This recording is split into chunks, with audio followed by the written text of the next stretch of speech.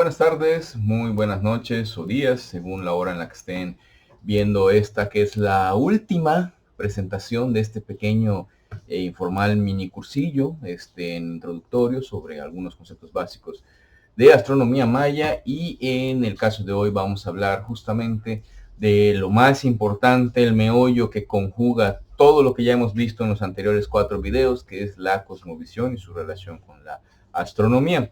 Por supuesto, si hablamos de cosmovisión, es un tema extremadamente amplio, es un tema muy vasto, y obviamente pues también ameritaría sus propios cursos y de hecho seminarios, diplomados, cosas más robustas, más extensas.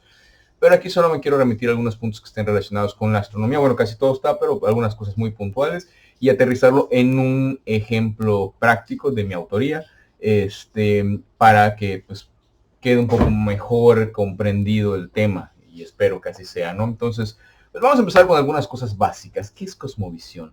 Porque a veces se confunde o se banaliza pensando que solo es la visión del mundo, y es más allá de eso, ¿no? Cuando hablamos de visión del mundo, hablamos de muchísimas cosas ahí relacionadas. Eh, Primero es la visión que le da sentido, le da orden, impone valores y atribuye qué es deseable y qué no es deseable en una cultura. Nuestra cosmovisión ya incluye en todas esas partes, y de alguna manera desde que nacemos como sociedad la cultura nos programa para que ese orden sea de esa forma y sea más difícil percibirlo de distinto, ¿no? Por eso luego vemos algunas diferencias culturales de cosas que parecen obvias que no entendemos o ellos no comprenden de nosotros, cuando en realidad justamente a lo que se están refiriendo es a ese punto, ¿no? Entonces, cuando hablamos de cosmovisión hay tres aspectos que entran en vigor de manera muy fuerte, tiene que ver con la relación que tienen las personas con su naturaleza próxima, que es con su medio ambiente, la relación con lugares fuera de su alcance, generalmente rodeados de historias míticas. En este caso el cosmos por excelencia ha sido uno, y es uno de los puntos más fundamentales que tiene que ver con la astronomía, y por supuesto la forma en que las personas entre sí mismas se relacionan. Vamos a explicar rápidamente esos 3 puntos, así rapiditos, un poco de teoría, pensando en todos los anteriores ejemplos que ya habíamos visto en los videos pasados, los cuales yo invito nuevamente a que los a que los vean nuevamente, para que vaya quedando un poco más claro todo este aspecto.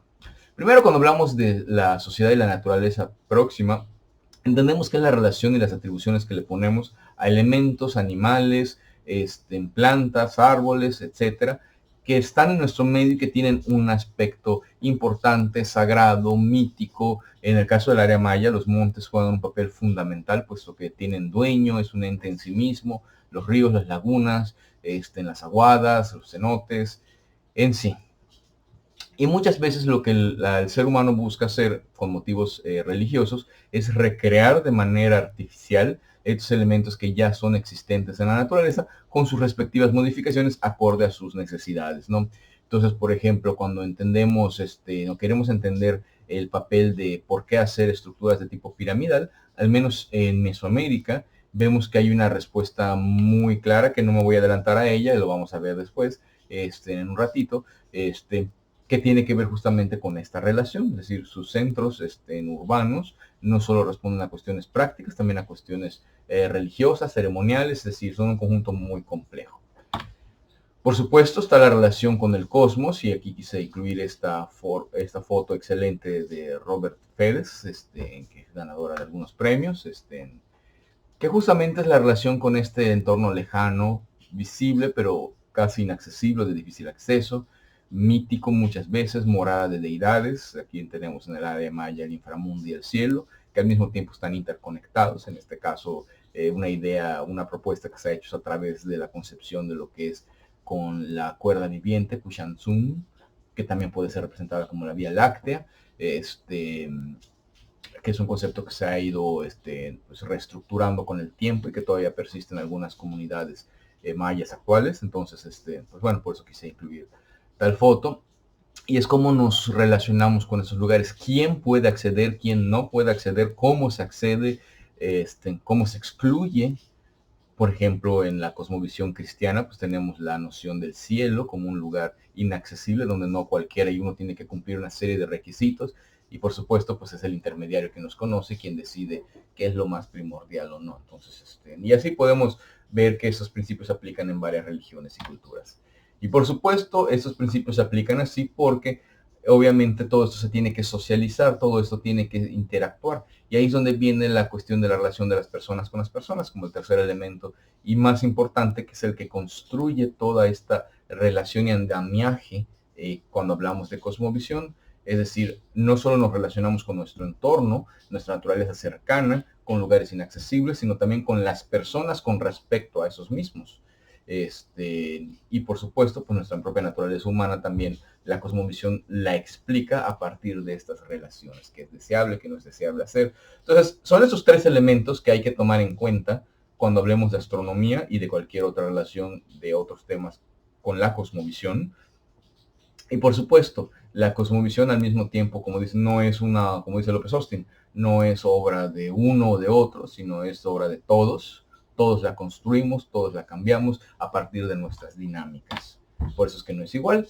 Y por supuesto, yo lo quise poner un ejemplo, está un poco banal, ahí sí lo reconozco, de algunas representaciones que se han hecho en algunos textos, mayormente de origen académico, representaciones artísticas, no es porque haya una de representación tal cual en evidencia arqueológica, de lo que han sido las diferentes concepciones del mundo ilustradas por diferentes artistas visuales, desde la egipcia, la nórdica, la hindú, la maya, por supuesto, la india, la navaja, la hebrea, y aparentemente nosotros. Pero eso yo la pondría en duda, porque hay algunas que todavía tienen alguna vigencia, y no precisamente como la NASA lo plantea, y no solo la NASA, hay muchas agencias más de esta índole. Pero bueno, eso nos da una idea de la diversidad.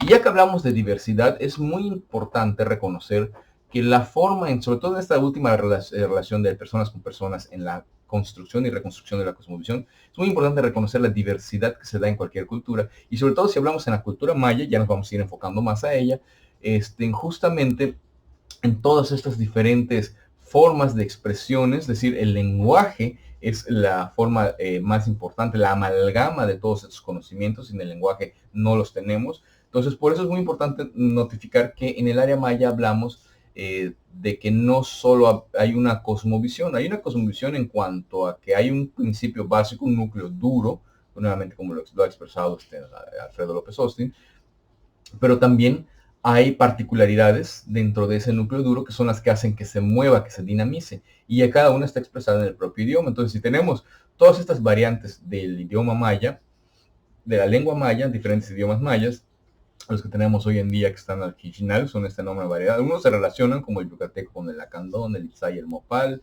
otros vienen de diferentes ramas, pero bueno, eso nos habla de que es muy común desde tiempos prehispánicos y sobre todo tiempos contemporáneos ver esta enorme diversidad, y que se va a expresar desde principios básicos que damos por sentado como si fueran iguales en toda el área maya, que no es así, justamente porque no todas las expresiones son iguales, hay similitudes, pero hay diferencias, ¿no? Entonces, esto también aplica en la astronomía y lo hemos visto, sobre todo en la manera de contabilizar el tiempo. Ya vimos que hay principios que parecen ser similares, pero al mismo tiempo varían de cada sitio, como pues varían formas y rituales contemporáneos para lo mismo. Eso lo vimos en el video pasado. Y por supuesto, en esta que es la representación artística, esta salió en la revista de la National Geographic, en su versión en inglés y en español, que de manera muy general nos engloba toda esta cuestión de la cosmovisión maya, desde lo que es la Vía Láctea, en su papel, como ya vimos. A veces hay quien dice que es una forma de tránsito entre las almas. Esta es una versión un poco más romantizada, no tenemos un efecto de ello, pero sí tenemos datos etnográficos que nos dan una idea al respecto. Deidades como Venus, la Luna, las Pléyades, el Sol, el concepto de montaña sagrada, que es justamente, que a veces se representa como árbol sagrado, pero en algunas ocasiones son similares, casi parecidos, en las divisiones en las 4 esquinas con sus respectivos colores, el monstruo que los carga, este monstruo en el centro de México se le conoce como Spactli, pero aquí en el área maya tiene diferentes connotaciones más relacionadas con Itzamna, con esta deidad titánica, los bacabes que cargan al mundo, el camino al inframundo que lleva al juego de pelota, que se accede a través de cuevas y cenotes. En fin, aquí vemos todos estos elementos englobados en esta ilustración. Y por supuesto, la ilustración no es prehispánica, obviamente es una recreación artística, pero sí tenemos inscripciones sobre todo en códices, en este caso el códice trocortesiano, si no me equivoco, creo que es la página 54 y 55, corríjanme si estoy mal en el dato. Vemos un mapa justamente que representa, no solo hay cuentas, también está el calendario, se ponen a contar cada uno de esos puntitos, son 260 puntos, en que es el calendario sagrado, justamente los meses que están alrededor, el árbol sagrado que está en medio, los dioses ancianos justamente en medio, diferentes ceremonias en cada una de las esquinas.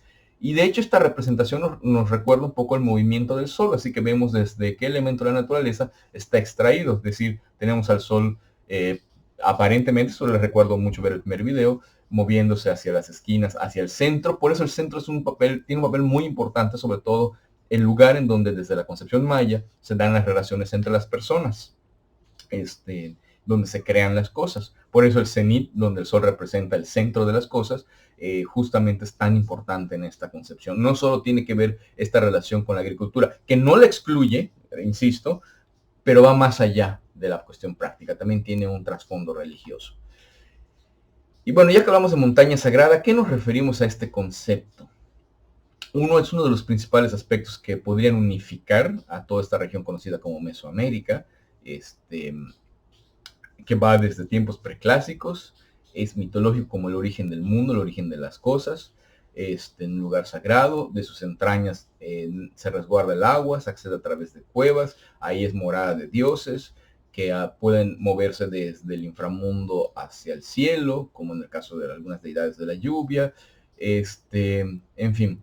Y hay una concepción que está tendencialmente repetida, que es esta noción que la misma entrada a la cueva, que accede a la montaña sagrada, es a través de las fauces de una serpiente o de una tortuga o de alguna representación sauriana, reptilesca, por decirlo de alguna manera, ¿no? Esas son las variantes que vamos a ir viendo en cada una de las regiones, pero más o menos parecen responder a un principio general.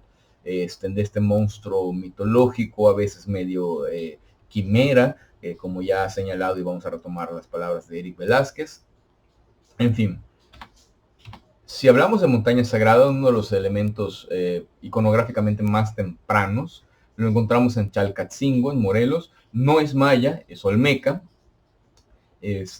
pero algo que nos llama la atención es la forma en la que se representó este concepto. Y bueno, obviamente, pues la orografía y geografía del lugar también nos dan pie a pensar por qué no. Entonces, desde el preclásico ya existe esta noción, y aquí en este sitio, en Chalcatzingo, en los petrograbados y en los monumentos y en las estelas encontramos algunas representaciones, por ejemplo, como esta que nos llama la atención, que es una vista de perfil de unas fauces, que son las que están aquí señalando con el puntero, un soberano o una persona que está en medio, está como que expirando algo, como aliento, pero que también tiene esta forma acuosa. Aquí está el ojito del reptil, por decirlo así, porque todavía no queda clara esta forma, si es serpiente, si es tortuga. Bueno, sabemos que es un reptil que tiene varias formas mezcladas, por eso se usa el término de quimera, no es un término griego, obviamente, pero para más o menos dar una explicación, ¿no? De que hay como que esta mezcolanza de varios elementos, pero predomina mucho la cuestión del reptil.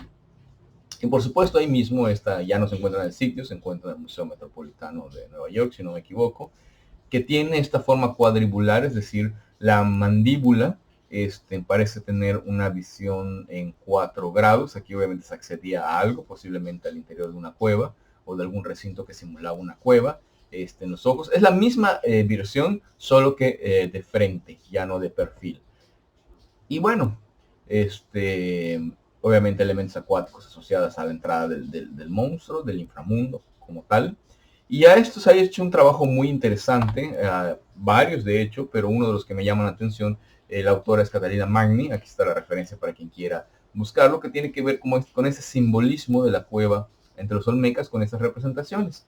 Y tenemos aquí algunas de sus relaciones: el monstruo terrestre, representado con algún tipo de reptil o serpiente, que es la entrada a la montaña Volútero; el interior acuoso o la salida de agua, su relación de la lluvia con la agricultura, la lluvia, la fertilidad; y por supuesto las personas que están en ella, personas o jaguares, de alguna manera representan al sol, a Venus en otras ocasiones. Aquí vemos que hay esta variedad. Y esta relación nos ilustra nuevamente los 3 elementos que ya habíamos mencionado de la cosmovisión: la relación que hay con el entorno cercano, con el cosmos y entre las personas. sobre todo como un discurso que ha servido para legitimar a muchos soberanos que se representan en estas formas, pues de alguna manera para indicar un origen sagrado.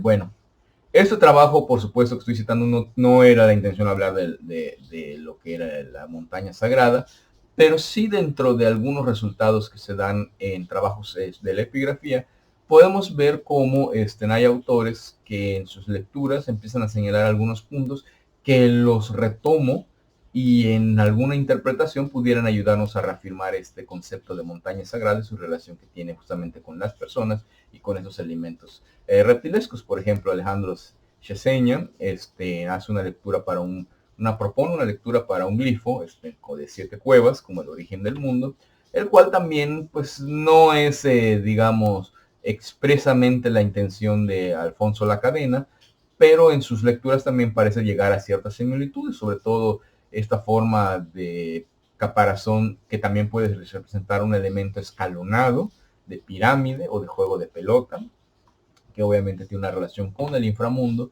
Y en algunas otras representaciones, pues vemos más o menos cómo se va repitiendo este patrón, especialmente de personas, como en este fragmento de Estela, que es la que está aquí sentado como soberano, su palanquín, en una forma cuadribular, que es como el caparazón de esta tortuga. Entonces aquí vemos esta recurrencia, que hasta ahorita no lo hemos aterrizado con lo astronómico. Un poquito ya veremos de qué forma. Y ahí entramos. La parte astronómica, pues esto lo retomo del texto de Eric Velázquez sobre su interpretación del monstruo cósmico maya, este monstruo quimeresco, que tiene patas de venado, fauces saurianas, y que se supone es lo que inicia o termina la Vía Láctea en sus facetas bicéfalas. Y una de las cabezas de esta serpiente monstruo o representación sauriana maya se relaciona estrictamente con Venus, especialmente en el ojo. Aquí vemos algunos ejemplos que nos proporciona Eric Velázquez, como el monstruo de Venus de la Casa E del Palacio de Palenque, el glifo de estrella que está en el Códice Dresde, el monstruo de Venus del altar 41 de Copán, el glifo de la Mat, del ojo del monstruo del tablero de los 96 glifos en Palenque. Y así vamos a ir viendo. El texto lo pueden consultar, se puede descargar directamente desde la página de Academia o ResearchGate que tiene Eric Velázquez para descargar sus artículos. Hay cosas muy buenas que vale la pena ver. Y por supuesto, si tomamos todos estos principios y tratamos de aplicarlos a un caso, a una investigación en arcastronomía en el área maya, pues yo aquí me voy a remitir a citar una que yo hice desde el 2014, empecé a hacer, y que pues puedo decir que se fue concluyendo a partir del 2017-2018. Próximamente espero, en función de que ceda la contingencia, pues ya hay un libro en prensa por parte de Maldonado Editores, que justamente pues hay más detalle, ¿no?, de lo que voy a hablar a continuación. Espero que se interesen cuando ya salga. Yo les haré saber del mismo cuando ya aparezca, que tiene que ver con el trabajo que se hizo a partir de la polémica sobre Chichén Itzá. Bueno, de antemano nadie va a juzgar que esta es una clara representación de lo que es la montaña sagrada. Y por supuesto ha habido una discusión de que si se ve o no el equinoccio. Entonces no voy a entrar a ese discusión. Les voy a dejar al final links donde pueden acceder a mi producción académica. Ahí pueden descargarlo. Hay una versión que es la versión del paper científico. Y también hay una presentación que hice pues un poco más clara, menos tecnicismos, donde ya se explica poco a poco el mismo, ¿no? Entonces, ¿qué es lo que apareció acá? Pues a final de cuentas, sí, no es equinoccio, es más de tipo calendárico. Entre esos años, y gracias a lo que es la ayuda invaluable de guías de turistas y de custodios, especialmente la custodio de Lina, Ligia Aguilar, Salazar, la nena Aguilar, muchas gracias por toda tu aportación. Esto, pues, aquí hay fotos tuyas. Bueno, y aparte, pues siempre elaborando allá, pues tiene la ventaja de estar al pendiente y de ver todo esto. Entonces, no es esfuerzo de una sola persona. Incluso, pues la pista me la dio mi esposa, coautora del libro que estamos haciendo. En fin, aquí lo que vemos son diferentes ciclos de iluminación, que la idea era buscar desde cuándo no se ilumina, es decir, desde la iluminación comienza desde el 13-12 de febrero con tenuemente 2 cuadritos, 3 el 18, 4 el 22, 5 el 26, 6 el 4 de marzo. Los 7 triángulos del supuesto equinoccio comienzan el 11 de marzo a formarse, el 15 ya se ven con mayor claridad, 8 empiezan a formarse el 26, y 9 triángulos, el número máximo que pueda haber correspondiente a cada basamento, el 9 de abril.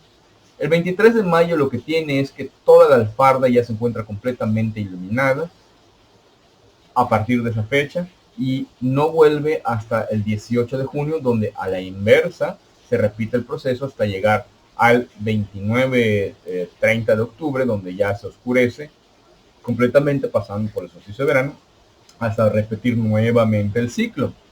Entonces, ya con esta información, ¿qué es lo que se procedió? La parte de la interpretación, que es la parte más importante. Esta es solo la parte técnica. Y siempre es bueno confiar entre las personas que viven, trabajan y todo el tiempo acuden a este lugar, pues porque nosotros hacemos modelos teóricos para tratar de explicar algo que ellos ya lo ven. Entonces es un trabajo conjunto, no hay una parte que tenga mayor peso que la otra. Y lo que encontramos fue justamente ciclos de iluminación. Nada más antes de pasar a eso.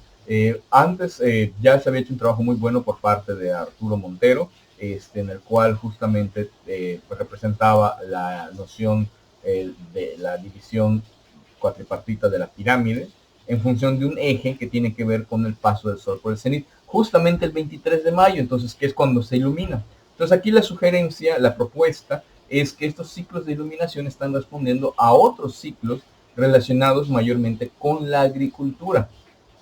Y por supuesto es de ahí que se crean estos dos modelos, uno basándose en el ciclo de iluminación general y otro a partir del ciclo de iluminación de los 9 triángulos, que para mí debería ser la fecha más importante. ¿Por qué? Porque los demás están anticipando una formación máxima, que es la que tiene mayor tiempo de duración, e incluye eventos solares como el paso del sol por el cenit y el solsticio de verano. Que obviamente ya vimos la relación que tiene separar en 73 días el ciclo con el calendario. Aquí vemos que esas dos formas de calendario están expresas en la pirámide. Es decir, desde que se inició su restauración ya se había manejado por el número de escalones, de basamentos, su relación de la pirámide con el calendario, que se perdió un poco cuando se hablaba del equinoccio, pero yo creo que ahorita este trabajo y pues la puesta en duda del mismo nos ha ayudado a tener una visión todavía mayor. ¿Y por qué su relación con Venus a partir de este ciclo? Que bueno, la cuestión calendárica, repito, en el video anterior está explicada. Por favor, véanlo para si quedan dudas. Bueno, aquí, perdón por la presentación, no hice la corrección, pero estamos viendo la plataforma de Venus. La idea era pues, poder situar en el mapa. Se me transpuso. Pero la plataforma de Venus, que está justamente mirando, es donde está la dirección de la alfarda norte, que va hacia el cenote, es una fuente de agua, en medio tiene a esta. Vemos esta representación que se repite en cada una de las esquinas de la plataforma, aparte del simbolismo que alude a estrella, presumiblemente Venus. Y si nosotros hacemos un acercamiento, vamos a encontrar justamente esta forma sauriana, con un personaje adentro, que nos está remitiendo a las figuras anteriores, que es obviamente pues tiene una relación con este ciclo justamente porque son ciclos de la agricultura.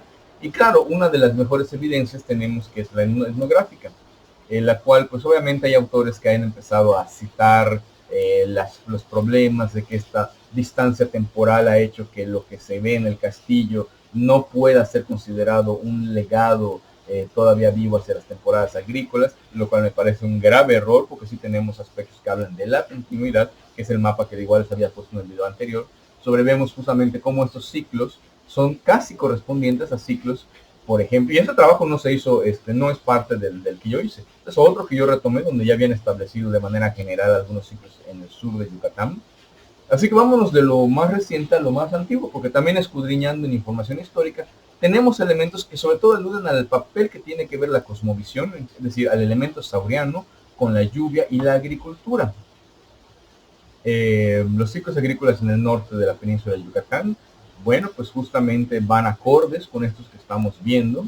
Ya habían reportes etnográficos previos a este mapa de la Conavio, en donde justamente hay esta reiteración en cómo hay diferentes ciclos, porque hay una complejidad de cosechas abundantes. hay épocas más intensas que otras y que están definidas por 2 temporadas de lluvias torrenciales, las que vienen a partir de mediados de mayo y mediados de julio. De hecho, para quienes vivimos aquí en Yucatán, pues ahorita es muy común. De hecho, si hoy en el fondo está ahí un diluvio afuera, que es lo que se escucha, perdón si hay ese ruido, justamente por las temporadas que se están anunciando. Digo, no necesitaba la evidencia, pero pues el clima no las proporcionó. Y por supuesto vamos a irnos un poco más atrás y vamos a ver qué relatos hay de épocas de la colonia justamente de esta relación.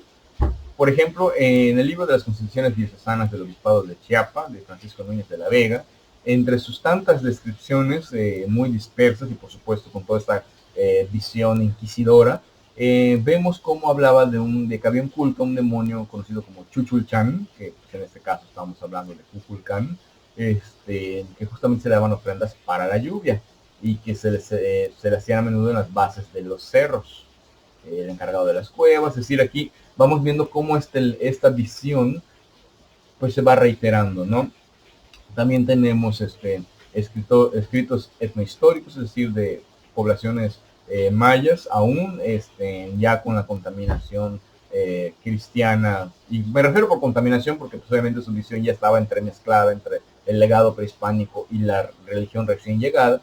Y uno de los textos más claros que me da algunas pistas es el memorial de Sololá, aquí en los bajos de Guatemala, en la zona alta, escrito por Francisco Hernández Arana Shahilá, que justamente pues parte de los que fueron alfabetizados por frailes franciscanos, en los cuales habla de justamente de en los cachiqueles la deidad de Gucumatz. Gucumatz también ha sido pues mencionada en el Popol Vuh y su relación con Venus pues ha hecho que sea bastante evidente, sobre todo con las lluvias, en la propuesta hecha también reiterada por datos etnográficos de Robert Carmack en el 73. Cuculcán, con Quetzalcóatl, más como otra forma quizá más temprana de denominarlo, queda claro. Por supuesto, el propio Popol Vuh, aunque de manera muy escueta, obviamente es un libro rodeado de mucho misticismo, también nos da esta idea de la visión y relación de Venus con las serpientes y con la agricultura. Justamente en este libro escrito con caracteres latinos, transcrito por un fraile, y posteriormente hecho análisis, vemos cómo hay elementos asociados con el agua, con Venus y con la llegada de lluvias, especialmente de esta figura de Gucumatz. Este dato que se encontró bastantes años posteriores. Entonces vemos cómo a través de la memoria histórica se conservan muchas de esas tradiciones y podemos ir escudriñando este papel. Por eso es muy importante estudiar la cosmovisión y relacionarla con la astronomía. Y por supuesto, relaciones directas de Venus con la agricultura. Una disculpa, está Itzamna con su forma sauriana, la de Venus, ya lo vimos en el texto de Eric Velázquez. Eric Thompson también ya había hecho esta misma anotación.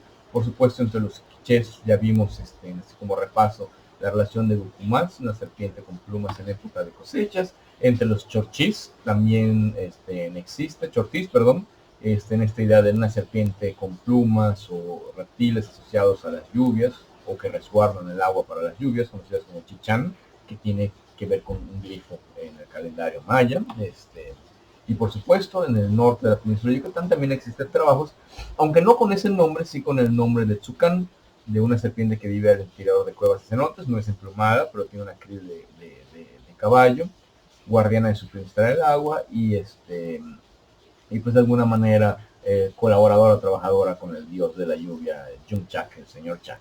Entonces, estos elementos nos ayudan a comprender, o al menos es la parte que yo retomé, para interpretar justamente cuál era la función de estos ciclos que están expresos en la pirámide de Kukulcán, el templo de Kukulcán, allá en Chichén Itzá, y cómo los elementos iconográficos de la misma nos hacen coincidir estos relatos con justamente toda esta concepción que conlleva en sí el dato astronómico como reiterante de la cosmovisión. Es decir, aquí era un monumento que no solo estaba enfocado al tiempo, sino a la concepción misma de la agricultura y de Venus en una relación total.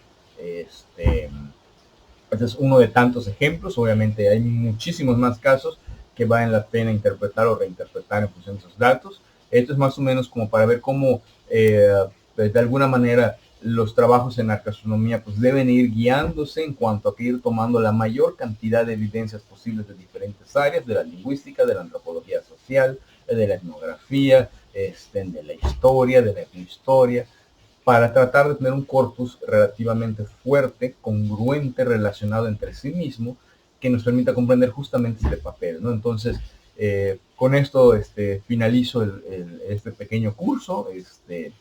Aquí pueden ver pues los trabajos de un servidor. Se pueden descargar de manera gratuita si están interesados en leer lo que pues, he escrito al respecto, tanto en compañía como de manera sola. Pues, con todo gusto. Por mi parte es todo. Muchísimas gracias por verlo una y otra vez, por compartirlo. Pues espero que les guste. Nos seguimos viendo cuando se pueda. Estoy a sus órdenes. No tiene valor curricular este curso, pero más o menos este contenido lo podemos ver con más detalle presencial cuando ya se pueda, y en este caso pues si me invitan, yo con todo gusto asisto. Pues por mi parte es todo. Muchísimas gracias. Mi bola, el Jumbotic. Hasta la próxima.